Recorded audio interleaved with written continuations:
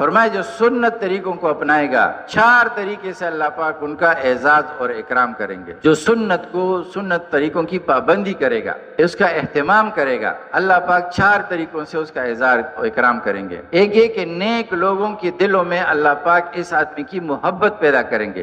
نیک لوگ، معاشرے کے نیک لوگ اس سے محبت کریں گے، ان کے دل میں اللہ پاک اس کی محبت پیدا کریں گے۔ دوسرے کہ جو معاشرے میں شریر اور بد لوگ ہوں گے، ان کے دلوں میں اللہ پاک اس کے رعب اور دبدبہ پیدا کریں گے، وہ ان سے ڈریں گے، اس سے خوف کریں گے۔ اور تیسری یہ کہ اللہ پاک اس کے رزق میں وسعت پیدا فرما دیں گے، اس کو اللہ وسیع پیمانے پر رزق دیں گے۔ اور چوتھی یہ کہ اللہ پاک دین پر ثابت قدمی عطا فرمائیں گے، اس کو دین پر ثبات، مضبوطی اللہ پاک اس کو استقامت نصیب فرمائیں گے۔ یہ کس پر؟ سنت طریقے پر، ان کا سنت طریقوں کا اہتمام۔ جو کام بھی کرے بھائی سنت طریقے سے کرنا۔ کہتے ہیں قیامت کے دن اللہ پاک ہر انسان کے عمل کو آپ صلی اللہ علیہ وسلم کے عمل کے ساتھ جوڑ کے دیکھیں گے۔ ہر آدمی کی عمل کو حضور کے عمل کے ساتھ پھرکا جائے گا، تولا جائے گا، دیکھا جائے گا۔ اس کے برابر ہے تو ٹھیک ہے، قبول، اس کے برابر نہیں تو منہ پر واپس پھینک دیا جائے گا۔ ہر عمل کی قبولیت کے لیے شرائط ہیں، اس میں ایک یہ بھی ہے کہ سنت طریقے پر ہے کہ نہیں۔